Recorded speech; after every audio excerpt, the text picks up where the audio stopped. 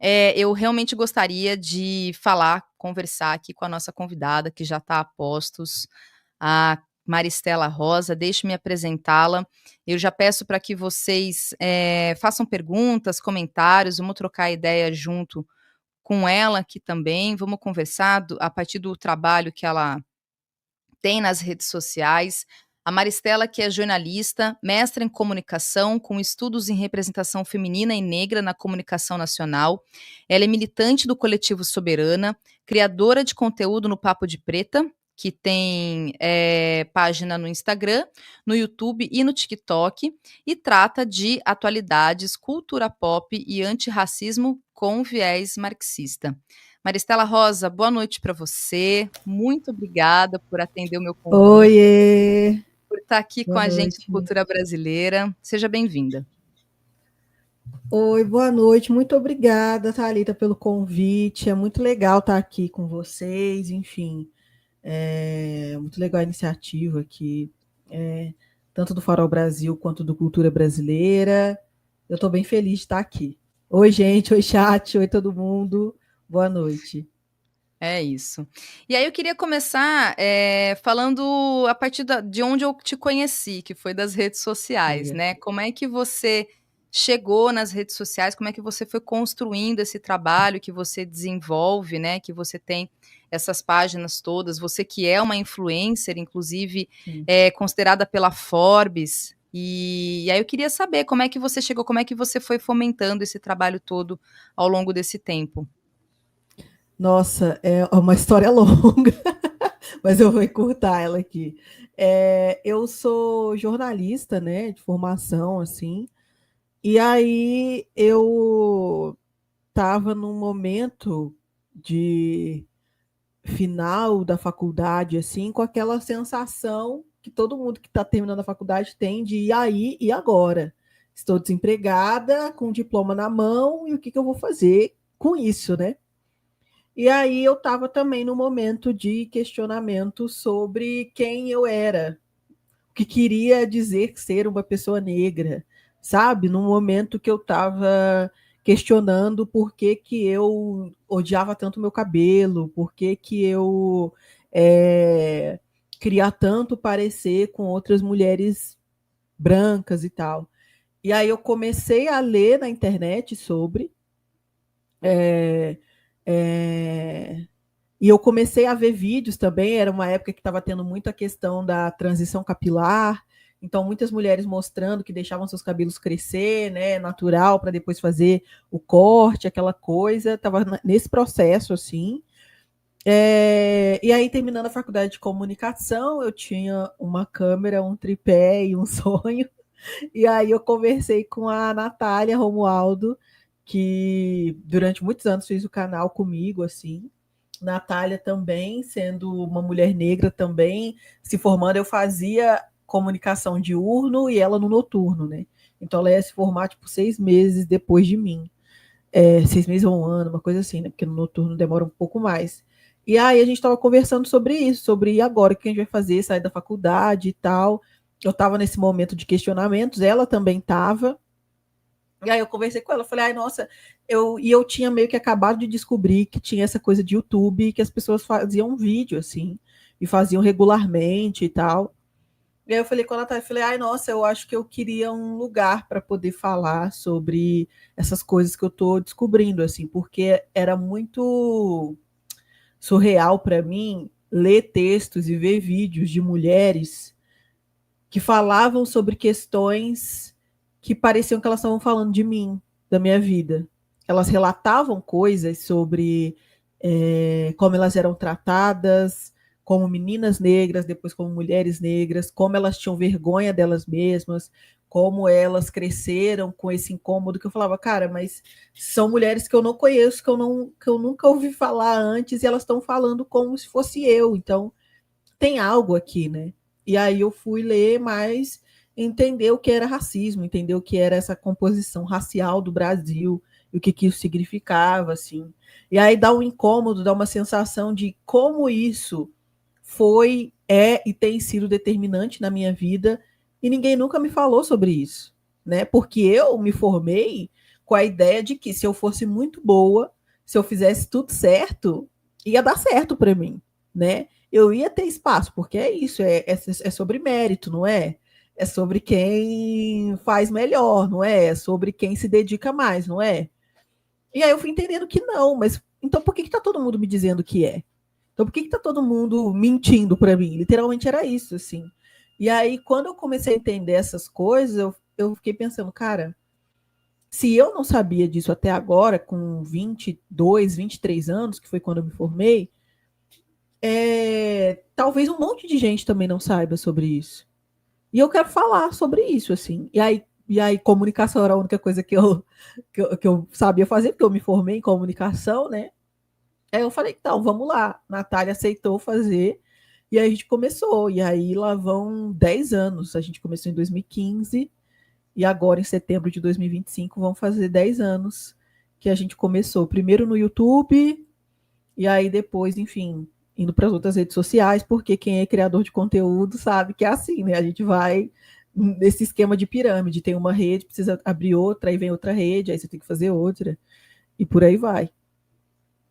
E aí, como é que você chegou no marxismo? Ou essa coisa foi acontecendo junto? Ou você já era marxista antes? Como é que foi esse processo? Nada, foi muito depois, assim. Eu comecei no que agora chamam de identitarismo, né? Que não tinha nem esse nome ou essa palavra, assim.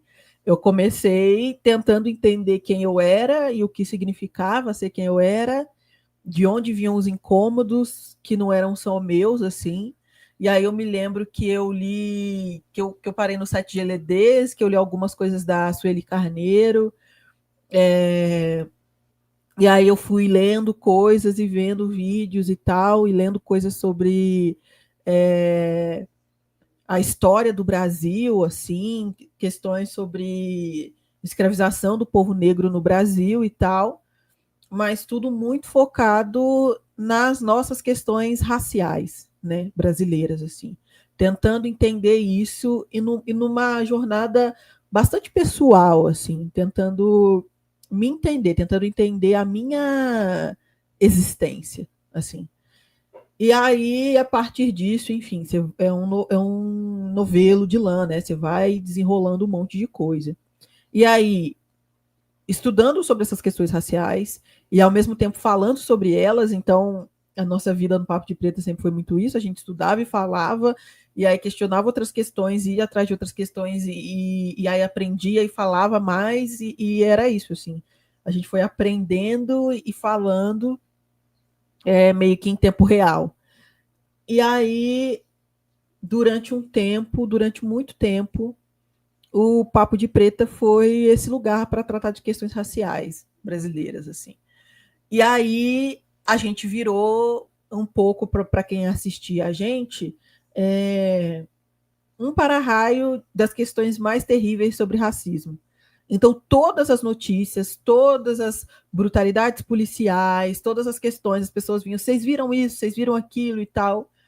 E aí foi pesando no sentido de parecer que tá bom, eu sei que racismo existe, eu sei que a gente vive num país extremamente injusto para pessoas não brancas, para indígenas, para pessoas negras, e aí, o que eu faço com isso, né?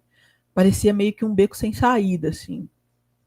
E aí a gente foi continuando falando de questões raciais, mas também inserindo cada vez mais o que a gente queria desde o começo, na verdade, que era falar sobre protagonismo preto, sobre cultura pop e tudo mais, sobre atualidades, assim, que não fossem só relacionadas a racismo, né? E aí, durante algum tempo, eu ficamos nessa, assim.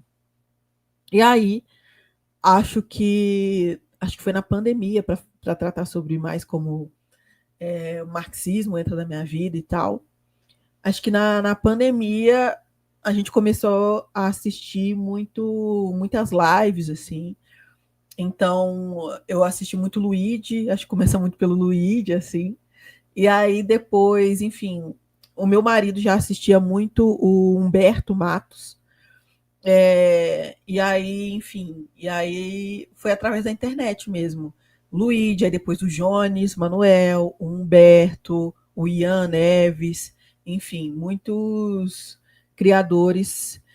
Também a Rita Von Hunt no Tempero Drag, muitos trabalhos muito bem feitos, assim, e que me deram conta de entender que era por isso que eu estava paralisada, porque eu estudei, li bastante sobre questões raciais, mas eu não fui na raiz das questões, né? Porque a nossa sociedade é como ela é e como a gente transforma isso. Então eu estava num lugar que, tá bom, eu sei que racismo existe, não dá para mudar e é isso, né? E aí eu vou ter que sobreviver, pelo menos por mim, vou ter que fazer o melhor que eu puder por mim, pela minha família, pelos meus amigos, sei lá, e poder viver a melhor vida que eu conseguir. Era esse o ponto em que eu estava, assim. E aí, quando eu entro em contato com comunicadores tratando sobre marxismo, né, e falando sobre é, essa teoria revolucionária que dá conta disso, né, de realmente mudar a nossa realidade, e aí eu comecei a entender que, bom, isso faz sentido. E eu preciso entender mais sobre isso, assim. E aí eu fui me radicalizando e fui entendendo a necessidade, inclusive, de me organizar, né? De fato. E aí é que começa a minha militância dentro da Soberana, inclusive, né? Então, foi esse o caminho. Primeiro numa sobrevivência, assim mesmo, necessidade de sobrevivência, e depois me radicalizando à medida que eu vou entendendo que, bom, a gente precisa é, não só entender a realidade que a gente está, mas entender como a gente faz para transformá-la, né? E o marxismo chega na minha Perfeito. vida dessa maneira. Isso aí. Deixa eu só agradecer aqui o Zeno Luz pela contribuição. Valeu, Zeno. Beijo, Tá todo mundo obrigada. tá comentando. Pois Gente, é. obrigada pelos comentários, Marcelo aqui, Maristela, sou fã. Beijo, Marcelo, obrigada. Obrigada, gente. Bom, e aí, e você tem, eu te acompanhando, né, nas redes, eu vejo que você sempre tem uma avaliação, faz todos as suas análises a partir, inclusive, da cultura pop, né? Sim, E só que a gente sempre tem um entendimento muito de senso comum, quando a gente está falando de cultura pop, né, e de pensar esses produtos culturais todos, que faz parte de alguém que é alienado, né, uma pessoa que não tem consciência política. Na minha avaliação, inclusive, me parece que isso afasta, inclusive, até o geral, né, o senso comum, essas pessoas que consomem esses produtos culturais todos. Como assim? Nós, mesmo sendo marxistas e a gente tem todo esse processo de construção de consciência de classe, a gente também consome esses produtos todos, né? sim. E aí eu queria entender um pouco como é que você chegou nisso, né? De pensar e avaliar a cultura pop e sempre a partir desse viés mesmo, trazendo uma reflexão muito fundamentada e fincada nessa relação de classe, raça e gênero, né? Como é que você Sim. tem esse entendimento? Esse ponto que você traz é muito importante, assim. É, tem um lugar do que é quando a gente fala de comunicação popular, quando a gente fala de TV, especialmente no Brasil, que é esse lugar de alienado, né? Então não vou falar sobre isso. Então, nossa, mas falar de novela. Mas eu tô lendo Engels, por favor, né?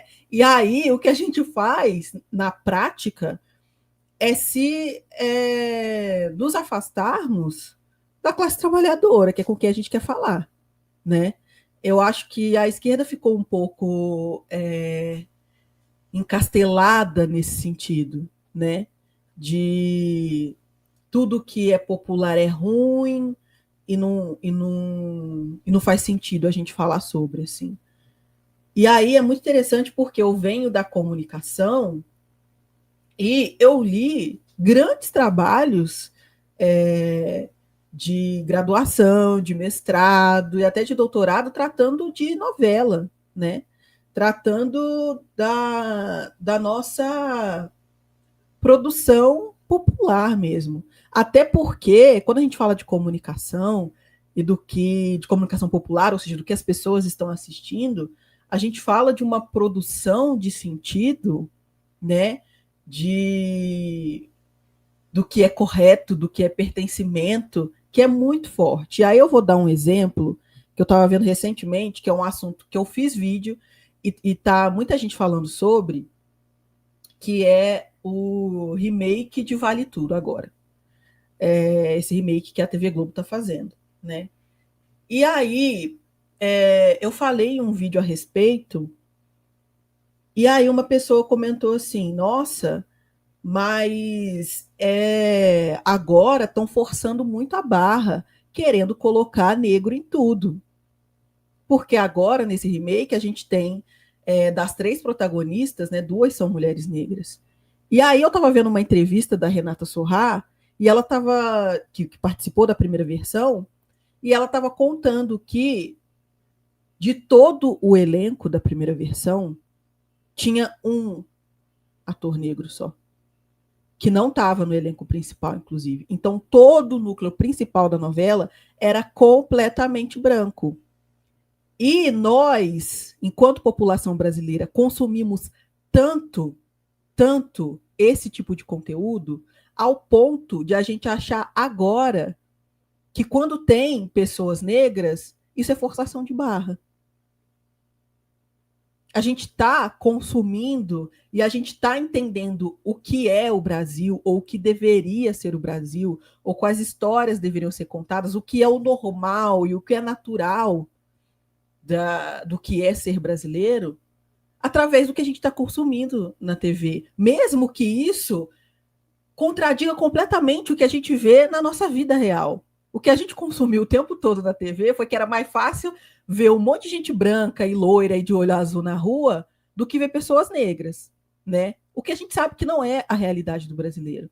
Ainda assim, com este consumo, as pessoas hoje acham que a gente ainda encontra esse comentário de que é forçação de barra ter pessoas negras tendo histórias de pessoas negras sendo contadas. O que eu estou querendo dizer com isso é, quando a gente se ausenta desse lugar de entender o que é popular, o que é comunicação popular, o que está sendo contado, a gente se ausenta também de entender o que nós, como brasileiros, o que nós, especialmente como classe trabalhadora, estamos assistindo, estamos consumindo, estamos entendendo como o que é normal, né? O que é importante, o que é inclusive o Brasil, né? Então, eu sou totalmente contra, primeiro porque eu consumo essas coisas, né? E eu não, e eu tenho preguiça dessa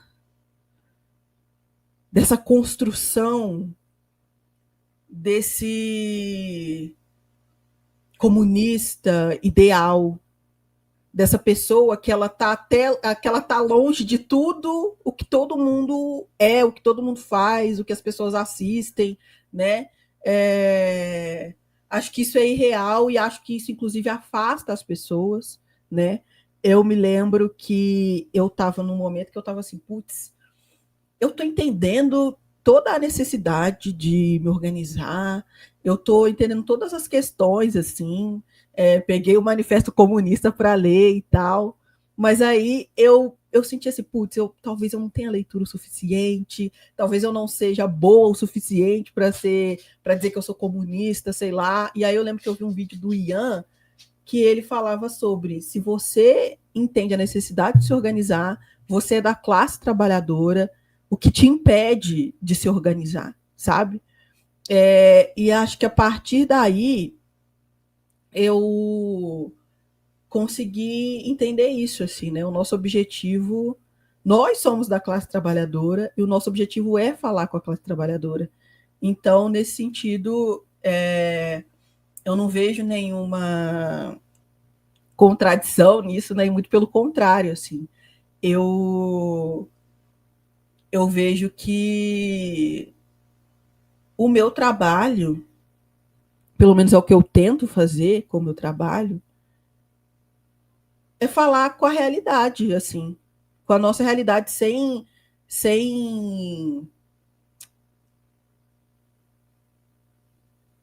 pensar não só no que eu queria que fosse.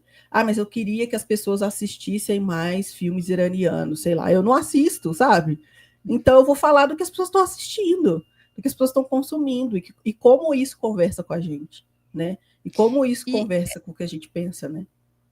e eu acho Politicamente. que, assim, você vai num ponto e que eu acompanho muito desse seu entendimento, eu concordo muito. Aliás, uma das propostas deste programa aqui do Cultura Brasileira é justamente fomentar esse tipo de debate, né? Porque eu fico pensando, Maristela, assim, quando a gente está pensando em revolução, a revolução não é a soviética, a revolução é a Sim, brasileira.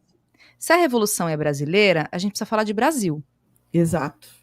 Né? Então, e falar de Brasil é tratar justamente dos assuntos que tangem a realidade e, do campo da cultura, dos afetos e do entretenimento da classe trabalhadora. Quem é a classe trabalhadora? A classe trabalhadora, me desculpem, não vai assistir filme iraniano. Pode ser que alguém, né, Sim, assista, tenha um. Mas assim, partindo de um senso comum mesmo, né? Então, a gente tem aqui um entendimento, e eu concordo muito com você, e por isso que eu acho que, inclusive, o seu trabalho é bastante importante, porque tem uma ideia dentro de uma esquerda, talvez, e a gente já conversou aqui com vários convidados sobre isso, inclusive, que ela é bastante tuteladora, ela faz muito juízo sobre essa ideia de povo, de povão, do que o povo consome, do que é bom, do que é ruim, a partir de um critério, de um entendimento que está muito mais dentro do campo do ego e da vaidade, de uma certa esquerda que é bem nascida, classe média, branca, que tem já um histórico, sabe? sim, E me parece que a partir, inclusive, dessa pretensão toda de parte dessa esquerda, ela afasta a classe trabalhadora dentro daquilo que a gente precisa entender como luta no campo político. Né? Essa coisa de a gente precisar se aproximar da classe trabalhadora. E entender que a gente é comunista, nós somos comunistas e marxistas, a gente está falando de revolução, criticando o governo Lula, porque por conta das escolhas neoliberais do governo Lula, etc. Mas a gente também vê novela, a gente também escuta, vai para roda de samba, gosta de pagode, gosta de sertanejo.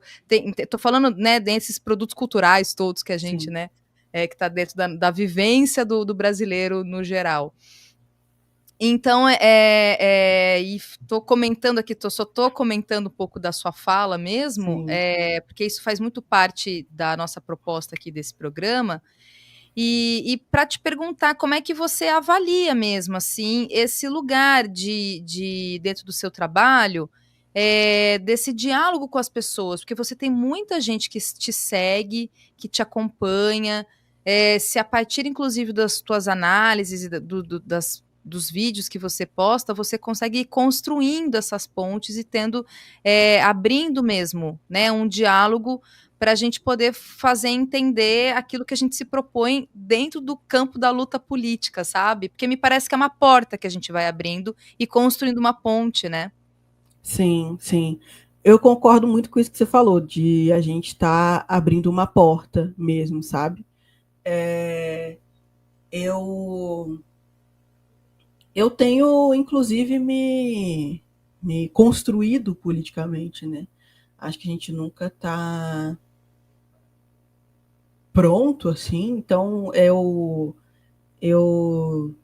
também não espero isso das pessoas. Na verdade, como são muitos anos de criação de conteúdo, eu percebo que eu tenho dentro disso, assim, várias diferentes coisas acontecendo com quem me assiste. Tem gente que, como eu, estou há 10 anos fazendo isso, eu fui amadurecendo fazendo isso, né? Eu tinha 23 anos quando eu comecei.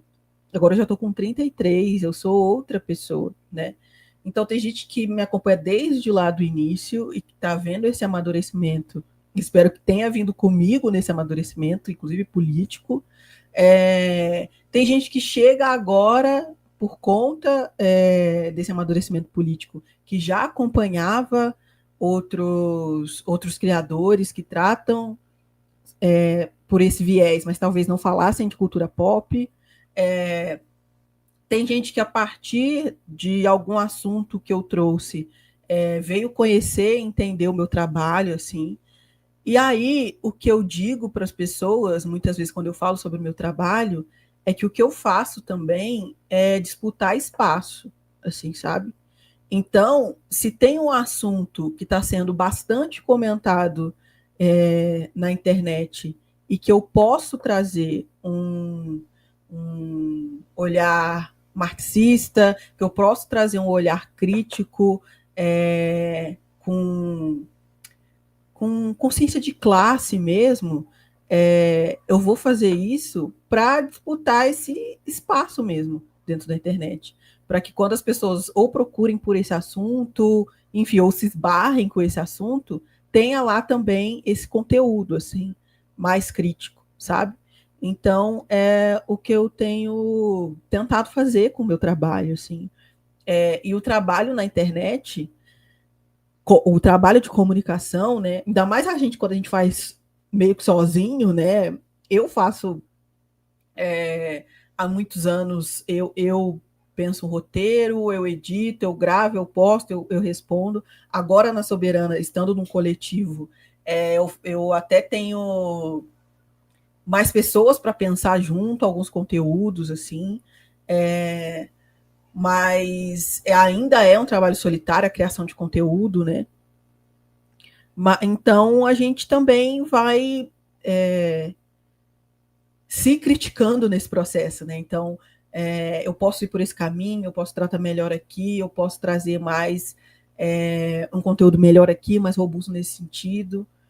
Então, eu sinto que eu tenho aprendido e crescido também politicamente, criticamente falando, mas o que eu faço é tentar disputar esse espaço e abrir essa porta através também de falar de coisas que eu gosto, assim, sabe? De coisas que eu genuinamente gosto, de séries que eu assisto, de novela que eu assisto, de quadrinhos que eu leio. Essa estante aqui tá lotada de quadrinho. Então é isso, assim, eu junto todas essas coisas que eu sou e que eu venho me tornando, e a minha militância também, e conduzindo o meu conteúdo a partir disso.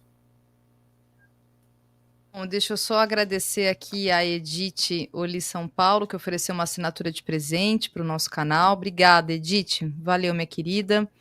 E aí eu queria te perguntar, você que tem a formação, né, na comunicação, no jornalismo, como é que você avalia ser essa comunicadora? Você acha que até comentou um pouco, né, na sua primeira fala, mas que a gente tem um histórico de uma comunicação, pelo menos até a internet, né? Acho que a internet ela vai mudando um pouco esse cenário, mas no geral a gente tem uma comunicação que ela está muito controlada por medos de famílias, né? Essa oligarquia que a gente chama de mídia, imprensa hereditária ou grande imprensa, que na verdade é isso, são esses grandes grupos de comunicação, né? Dessas famílias todas e que controlam a comunicação no país, né? Acho que é isso. A internet ela muda um pouco esse cenário, mas ainda assim há uma hegemonia de alguma forma, né?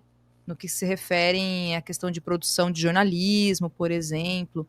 Como é que você vê isso, assim, né? Dentro da sua avaliação, dentro daquilo que a gente pode pensar criticamente? Boa. A comunicação online, ela tem algumas coisas muito interessantes, assim. É bem como você falou, até bem pouco tempo, o que a gente tinha de comunicação no Brasil é controlado por poucas famílias, e é isso. É o que tem para hoje e para amanhã também, né? Então, grupo rádio, TV, jornais, era meio que tudo, e continua sendo, né? As mesmas famílias, assim. E aí a gente tem a internet, que nos dá a possibilidade de fazer isso aqui que a gente está fazendo agora, né?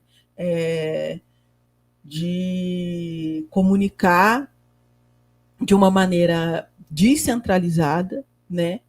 Mas aí a internet, ela tem alguns pontos que são importantes de a gente considerar, assim. A internet, ela exige cada vez mais, né, que a gente tenha tempo para dedicar à internet, que a gente tenha recursos, né, porque o próprio acesso à internet é recurso, câmera, celular para gravar, enfim, microfone, enfim, tudo isso é recurso e cada vez mais a internet, para que você chegue a mais pessoas, exige capital social, né? E tudo isso tem são poucas pessoas que têm acesso a tudo isso, né? Então, na ideologia liberal, a ideia é uma ideia na cabeça, uma câmera na mão, faz aí, se for bom, as pessoas vão assistir, muita gente vai ver, você vai crescer e vai ganhar muito dinheiro com a internet. Mas a realidade não é essa, né? E a gente sabe muito bem, assim. Então, no YouTube, por exemplo, nessa rede que a gente está agora, é uma rede que te exige muito tempo. Então, o YouTube, se você tem um canal que você não posta todos os dias, você vai ser penalizado pelo algoritmo por isso, né? E se você é da classe trabalhadora, se você tem que trabalhar, se você tem outros afazeres, é difícil você estar todos os dias. Essa rede que a gente está é uma rede que exige cada vez mais que você tenha um aparato cada vez mais profissional, cada vez mais próximo do profissional, para que você cresça, né? Então, o que eu estou tentando demonstrar é que essa ideia de simplicidade das redes e de uma página em branco que qualquer um pode escrever, quem for melhor vai conseguir, ela não é verdade, né? E muitas vezes quem é da classe trabalhadora e sonha em criar conteúdo e crescer na internet, muitas vezes adoece com a ideia de que, bom, então eu não sou bom o suficiente, então eu não estou fazendo o suficiente, né?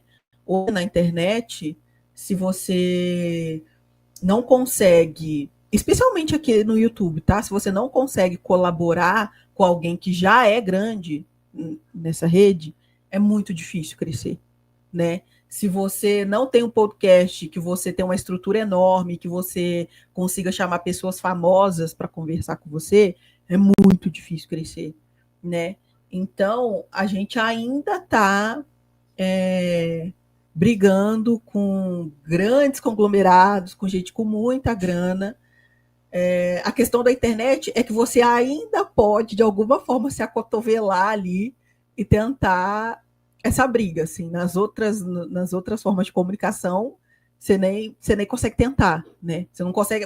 Eu vou criar uma TV. Não vai, né? Não vai ter muito como. Possível, pois é. Impossível. Então, a questão da internet é essa, assim, sempre quando eu falo de internet para as pessoas e comunicação na internet, eu bato nessa tecla.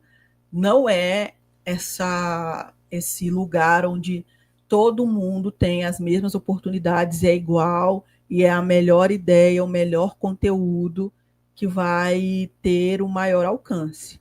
Se você tem dinheiro para ter os melhores equipamentos, o melhor, inclusive, equipe, muita gente que a gente vê na internet e que parece que a pessoa, ela só tirou uma. Não, ela tem equipe por trás para pensar o conteúdo que ela vai fazer. Então, muitas vezes, aquela pessoa ela está só bonita na frente da câmera, mas alguém já fez o roteiro, outra pessoa vai editar aquele vídeo, outra pessoa maquiou aquela pessoa para estar lá, né? E aí, você, que é da classe trabalhadora, você vai estar dividindo o seu tempo, né? O seu tempo do seu trabalho com o tempo que você está produzindo conteúdo na internet, e você vai estar assumindo como profissional, o que várias pessoas fariam. Então, você vai estar fazendo roteiro, você vai gravar o vídeo, você vai editar o vídeo, você vai postar o vídeo, você vai conversar com as pessoas, vai responder as pessoas, você vai pensar na estratégia, e vai pensar no assunto, no próximo tema, no próximo roteiro. Enfim, é um trabalho que exige muito, e para nós, a classe trabalhadora, é muito difícil se manter ativo na internet, assim.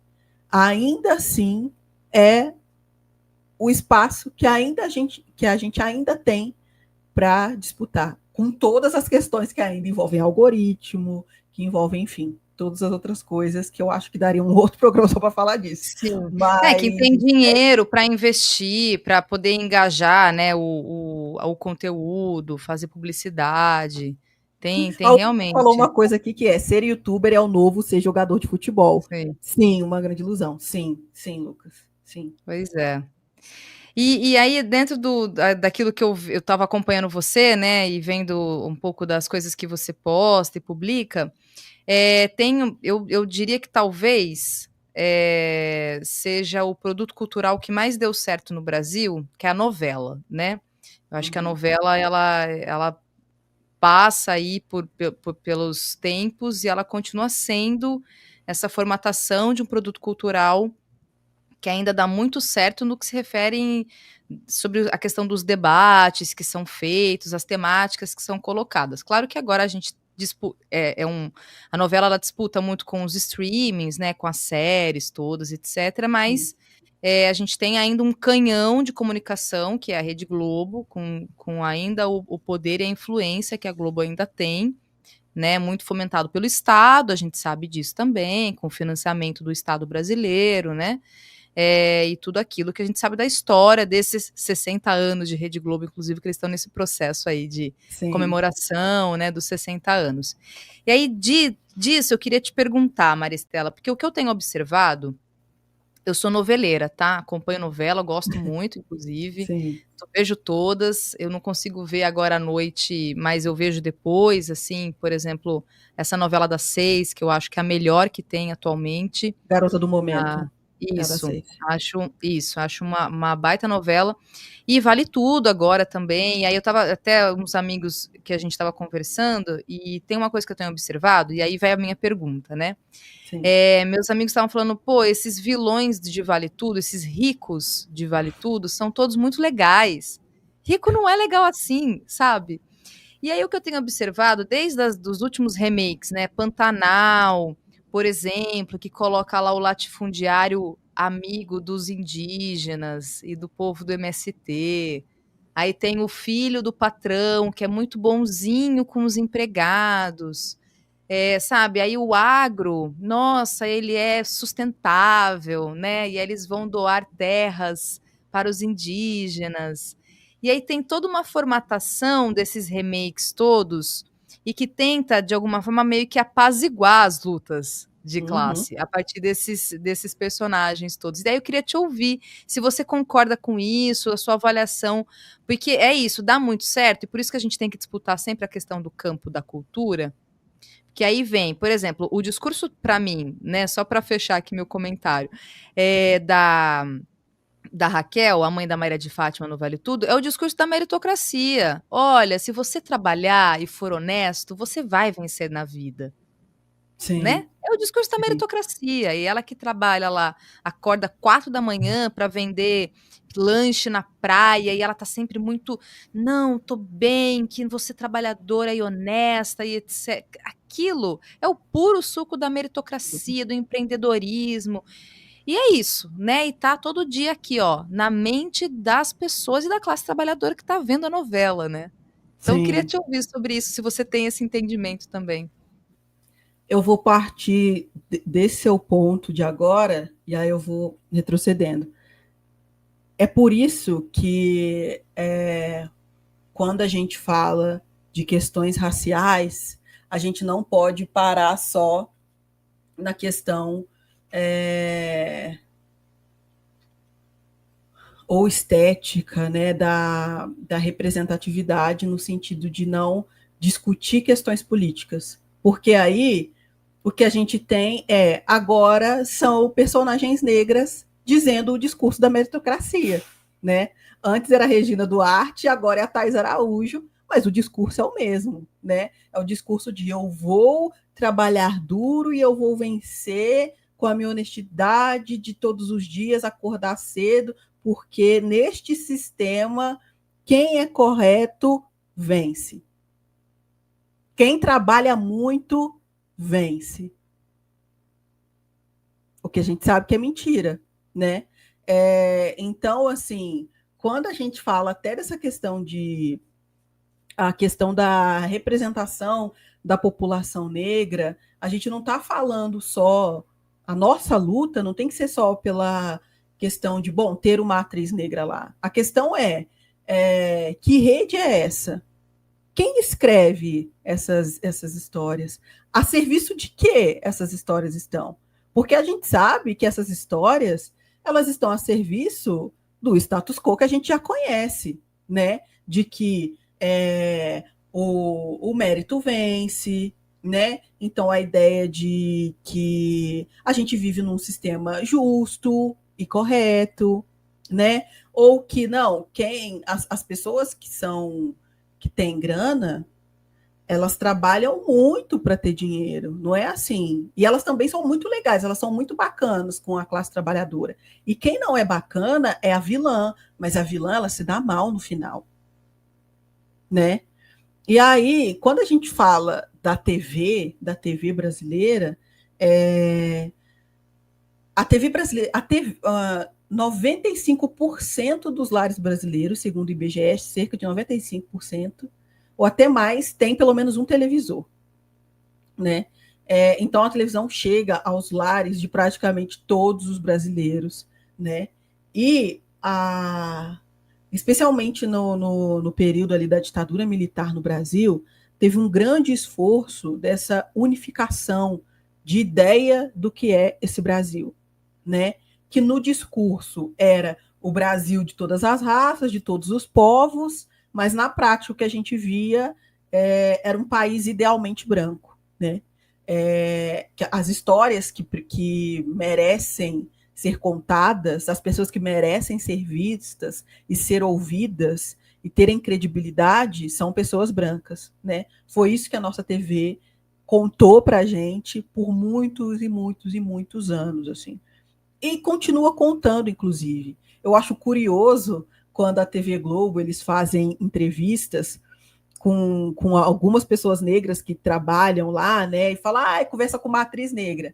Aí fala, porque você fala muito da questão da representatividade, né, fulana? Aí a fulana fala, pois é, porque eu cresci sem ter essa representatividade na TV.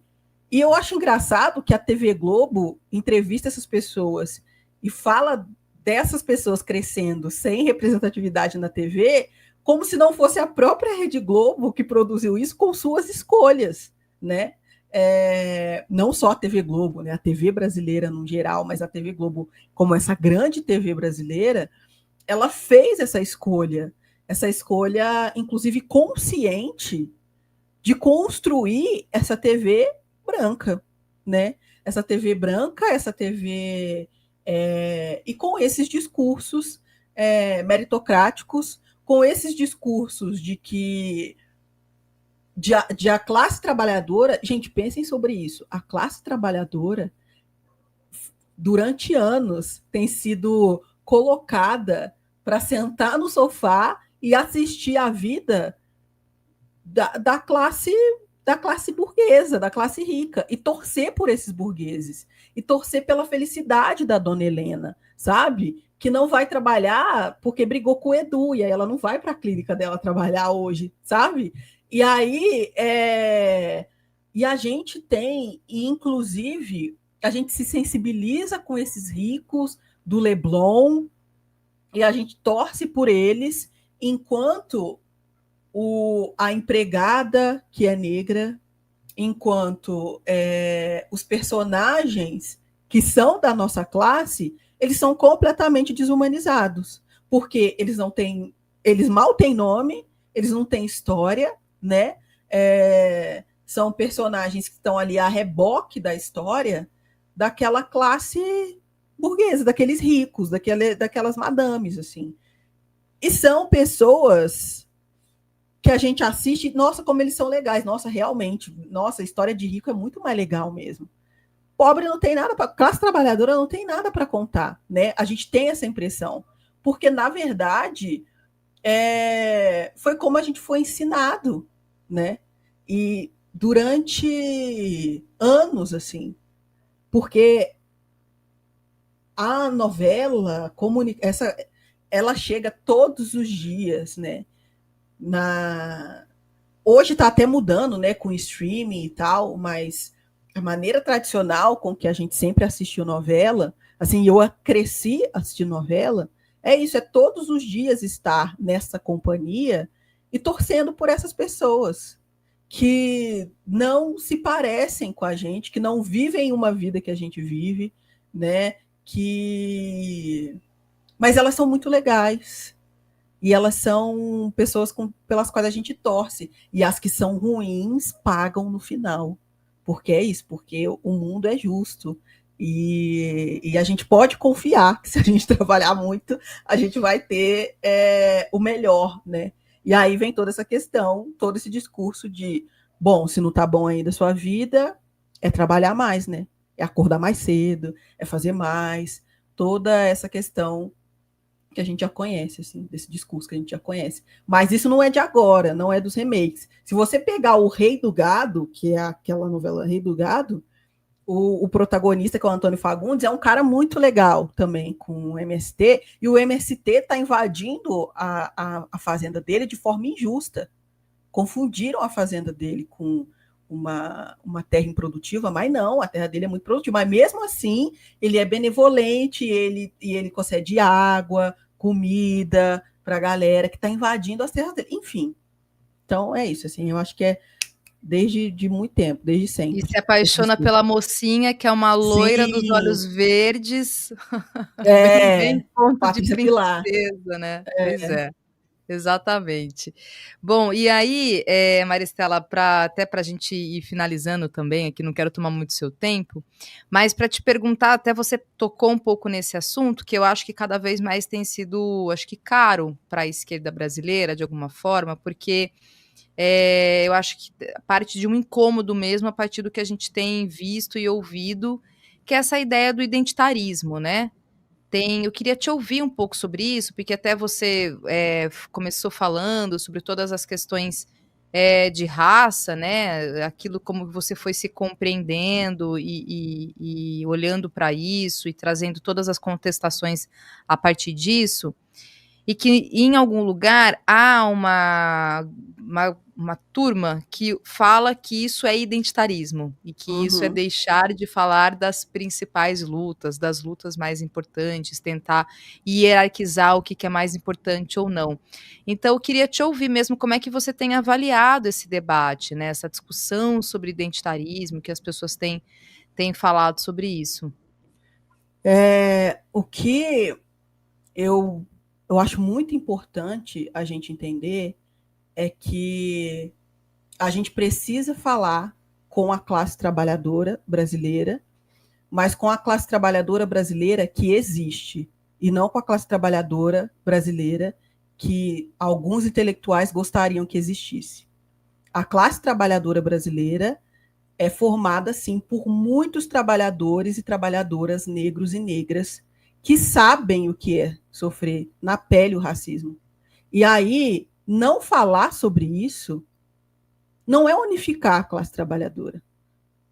Não falar sobre questões raciais é deixar de lado o sofrimento de grande parte da nossa classe trabalhadora. Não falar do sofrimento de mulheres é não falar da nossa classe trabalhadora. Mulheres que, quando têm filhos, são demitidas e não conseguem voltar para o mercado de trabalho, ou quando conseguem, voltam ganhando muito menos do que ganhavam antes. Mas, ao mesmo tempo, mulheres que não querem ter filhos são punidas socialmente, porque como assim você não quer ter filhos? Não tratar sobre isso é não falar da nossa classe trabalhadora. Então, assim, jogar para debaixo do tapete as nossas questões é o que a direita sempre fez no Brasil. Então é assim, não, todos nós somos um, é isso, é o paraíso das raças, o Brasil, e não vamos falar mais sobre isso. E é isso, toca o barco, né? E eu acho que a esquerda, quando ela decide não falar sobre isso, para mim é um grande erro, porque é não falar com a classe trabalhadora, sabe? E eu acho que é compreender que quando a gente está falando dessas questões, não é para dividir a classe trabalhadora, porque, infelizmente, quando essas questões não são trabalhadas, é que a classe trabalhadora está dividida, sabe? Então, as injustiças de gênero, as injustiças com relação à população LGBT, as injustiças com relação à população racializada do Brasil, elas existem, elas acontecem. E aí nós, como esquerda, a gente vai fingir que elas não acontecem, porque a gente vai construir esse trabalhador imaginário que não sofre de questões de gênero, ele não sofre de questões de raça, não tem questões LGBT, e é isso. E a gente não vai falar com a nossa classe trabalhadora real. É essa pergunta que eu faço. Perfeito. Deixa eu ler aqui alguns comentários que foram chegando enquanto a gente conversava. Eh, Aqui, na verdade, tem só um comentário que chegou do Rafael Henrique. Obrigada, viu, Rafael? Na verdade, ele está respondendo aqui a ao comentário anterior que eu estava fazendo sobre, a questão da fraude do INSS. Também aqui a Márcia Castro, ela diz: "A GCM e a PM fazem ronda no centro de São Paulo e só sabem perseguir os camelôs e pessoas em situação de rua. Não existe rondas nas periferias. O horário das 10 da noite, das 22 horas, quantas mulheres voltam da escola e do trabalho?" Eu comentava e eu trouxe aqui uma análise sobre essa garota, né, essa estudante que foi assassinada e que estava numa rua deserta, né, e quantas das mulheres trabalhadoras são expostas a isso, né, Maristela? Saem muito Sim. cedo do trabalho, voltam muito tarde, andam de ônibus E a e gente, mais descem. uma vez, muitas vezes a gente vai ou culpabilizar essa mulher, né, ou colocar numa questão individual. Ah, mas por que, que um pai não buscou? Por que, que o namorado não buscou? Né? E aí, em vez da gente pensar que estrutura é essa que faz com que mulheres trabalhadoras não tenham o mínimo de segurança para voltar para casa, a gente volta à discussão de uma forma completamente pessoalizada, individualizada, né? Bom, e aqui também a Saiko, o Saiko, né?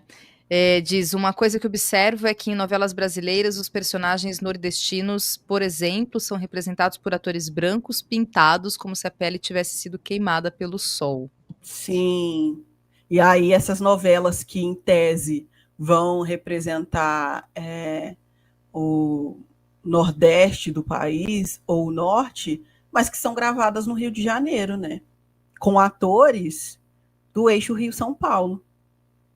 Com pessoas escrevendo do eixo Rio-São Paulo. E aí o que a gente tem? Mais do mesmo, sempre, assim. E tudo muito caricato, né, Maristela? Os Extremamente personagens caricato. muito caricatos. Extremamente caricato. Tudo que é fora do eixo Rio-São Paulo é sempre carregado, assim, É porque sotaques no fim de não é fora. Esse é o ponto. É porque no fim não é fora. Tudo que é fora do eixo Rio-São Paulo é caricato porque continua dentro do eixo Rio-São sendo Paulo. dentro do eixo Rio, exatamente. É isso aí. Bom, o Max Christian aqui fala, Thalita, o problema histórico da esquerda, posturas ortodoxas que carregam autoritarismos e nos afastam daqueles que supostamente desejamos representar. Essa tutela, né? Tutela, e aí tem esses termos assim muito preconceituosos, porque o povão não sabe votar, o povão não sabe escolher música, o povão, sabe assim, E né? se a gente Sempre se coloca fora da classe trabalhadora, é, E a gente está querendo ser ouvido pela classe trabalhadora. Você se coloca fora dela. Você olha para a classe trabalhadora como os outros, olha eles lá que não sabem votar, olha eles lá que, né?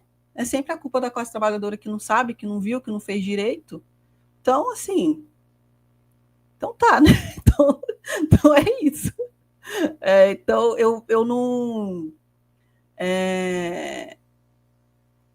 De verdade, muitas vezes não consigo nem levar muito a sério, assim, quando vem esse papo de tutela mesmo da classe trabalhadora, né? Como se, bom, se eles seguissem tudo que a gente fala, eles estariam bem.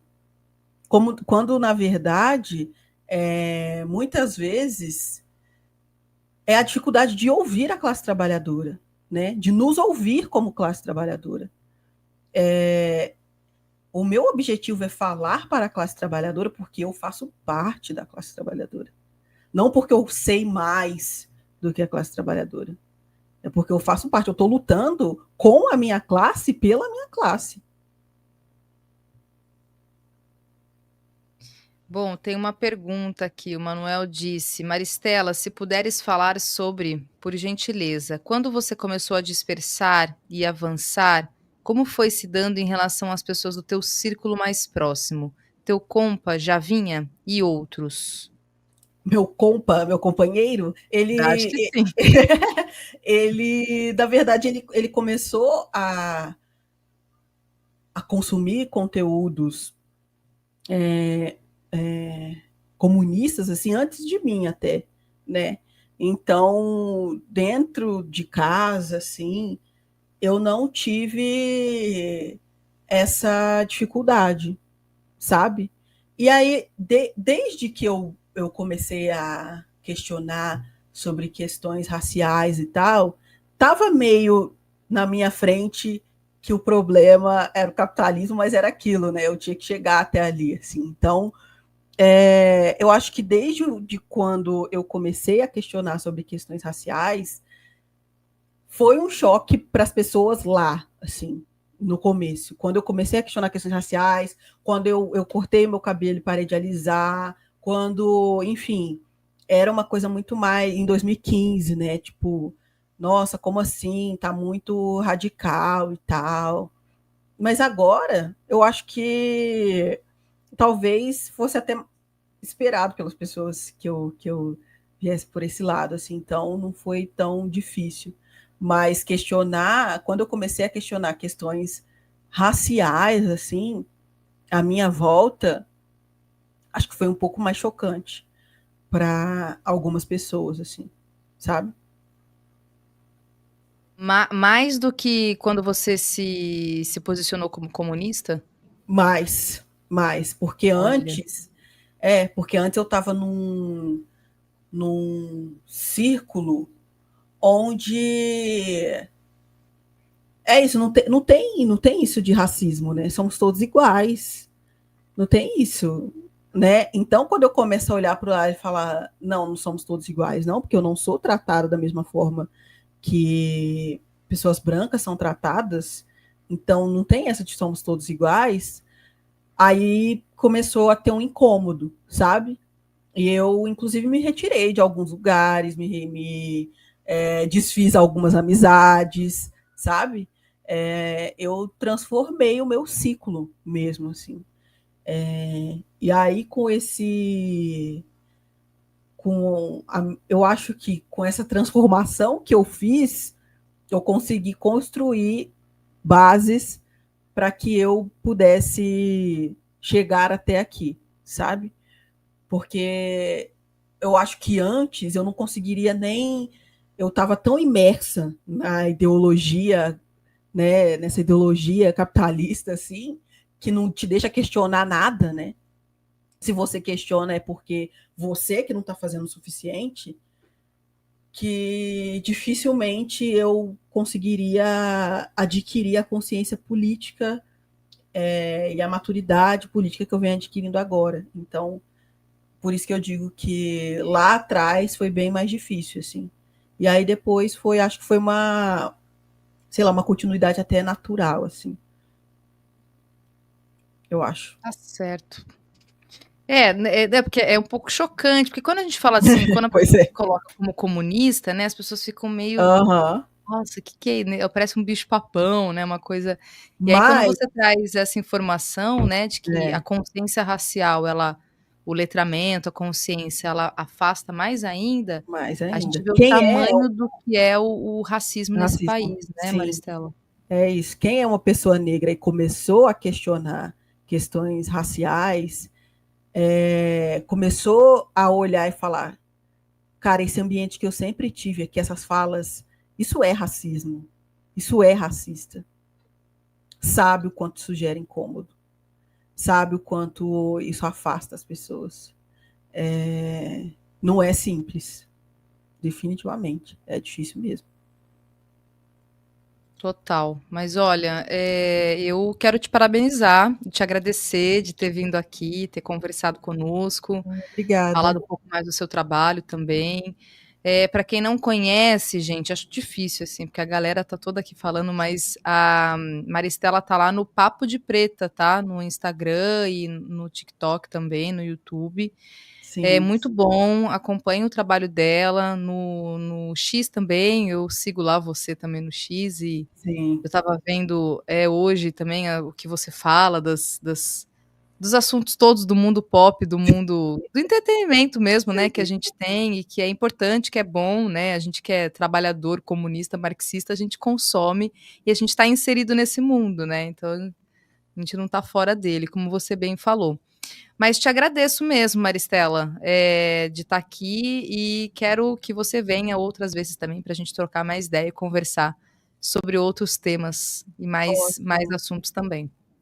Ótimo. Posso fazer meu jabá rapidamente? Por favor, claro. Eu agradecer de novo o convite. Eu fiquei muito feliz, muito honrada de estar aqui trocando essa ideia. Sempre que precisarem de mim, só chamar. Bom, aqui no YouTube eu tô toda segunda e quarta-feira. Na segunda-feira, uma live às 8 da noite, 8h15 por aí. Na segunda-feira, para fazer um resumo da semana. E aí, as principais coisas que aconteceram, aí eu trago um pouco de notícia, um pouco de fofoca, coisas que aconteceram durante a semana. E aí, sempre fazendo um recorte, né, de classe, de racial, de gênero para conversar sobre o que aconteceu durante a semana. E na quarta-feira eu trago sempre algum assunto pop, assim, seja novela, seja série. Semana passada a gente falou de. Semana passada não, essa semana, na quarta-feira, a gente falou de Black Mirror. Semana passada a gente falou sobre a série Adolescência da Netflix, estava todo mundo comentando. Fomos eu e a Pedal, que também milita na Soberana, para conversar sobre. Inclusive, foi uma live que eu gostei muito de ter feito, enfim. Então, são essas duas lives que eu faço aqui no YouTube, segunda e quarta-feira, às 8 da noite. E redes sociais, TikTok e Instagram. E tô @Rosa Maristela no X, mas aí eu não me responsabilizo tanto, porque aí é mais bobagem mesmo que eu falo lá no Twitter. Mas se vocês quiserem seguir para a gente trocar uma ideia, eu tô por lá também. E mais uma vez, obrigada mesmo pelo convite. Eu que te agradeço, Maristela. Até a próxima. Valeu. Beijo, Tchau, gente. Até a tchau. próxima. Valeu.